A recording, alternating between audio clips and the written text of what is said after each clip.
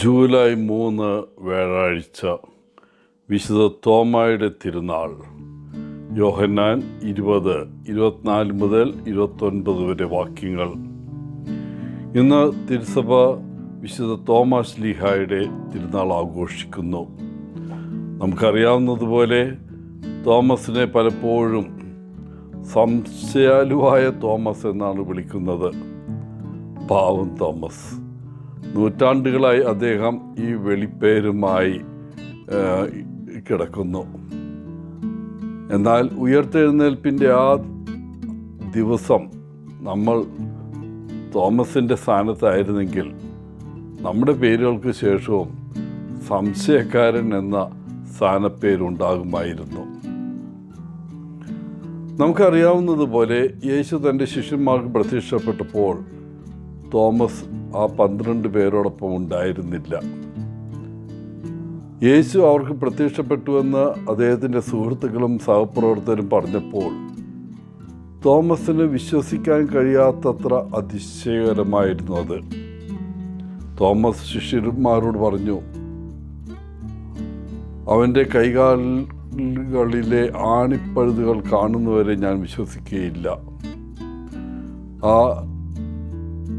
അടയാളങ്ങളിൽ വിരൽ വയ്ക്കുകയും അവൻ്റെ വിലാപ്പുറത്ത് എൻ്റെ കൈ വയ്ക്കുകയും ചെയ്യണം. ഒരാഴ്ച കഴിഞ്ഞ് ശിഷ്യന്മാർ ഒരു അടച്ചിട്ട മുറിയിൽ ഒത്തുകൂടി. അപ്പോൾ തോമസ് അവരോടൊപ്പം ഉണ്ടായിരുന്നു. യേശു വന്ന് അവരുടെ നടുവിൽ നിന്നു. അവൻ തൻ്റെ ശിഷ്യന്മാരെ ലളിതമായ വാക്കുകളിൽ അഭിവാദ്യം ചെയ്തു, നിങ്ങൾക്ക് സമാധാനം. എന്നിട്ട് യേശു തോമസിനോട് തിരിഞ്ഞു പറഞ്ഞു, നിന്റെ വിരൽ ഇവിടെ കൊണ്ടുവരിക, എൻ്റെ കൈകളിൽ വയ്ക്കുക. നിന്റെ കൈ എൻ്റെ പാർശ്വത്തിൽ വയ്ക്കുക. അവിശ്വാസിയാകാതെ വിശ്വസിക്കുക. യേശു തോമസിനോട് പരുഷമായല്ല സംസാരിച്ചത്. എന്നിരുന്നാലും തൻ്റെ വിശ്വാസക്കുറവിൽ തോമസിന് യേശു തന്നെ ശാസിച്ചതായിട്ട് കരുതിയിരിക്കാം. ഒരേ സമയം അത്ഭുതവും ലജ്ജയും സന്തോഷവും എല്ലാം തോമസിനുണ്ടായി.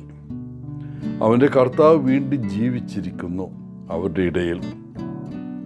സന്തോഷവും അത്ഭുതവും കൊണ്ട് അവൻ്റെ ഹൃദയം നിറഞ്ഞിരിക്കണം. യേശുവിനുള്ള തോമസിൻ്റെ പ്രതികരണം ഭയമോ സന്തോഷമോ ആരാധനയോ എല്ലാം കൂടിയായിരുന്നു.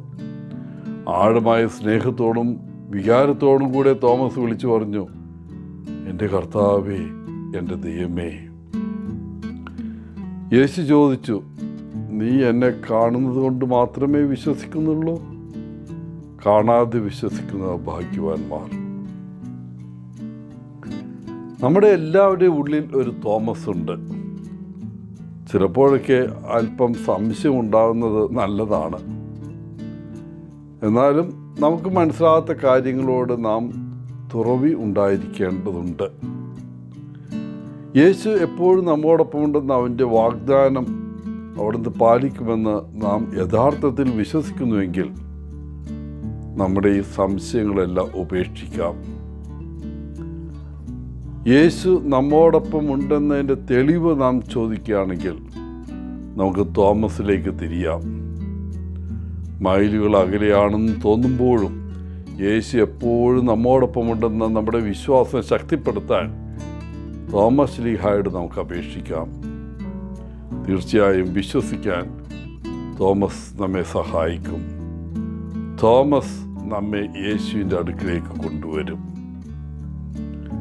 എല്ലാവർക്കും ഇന്നത്തെ തിരുനാളിൻ്റെ മംഗളങ്ങൾ നേർന്നുകൊണ്ട് ഒത്തിരി സ്നേഹത്തോടെ പോളച്ചൻ CSSR ഫ്രം കേരള.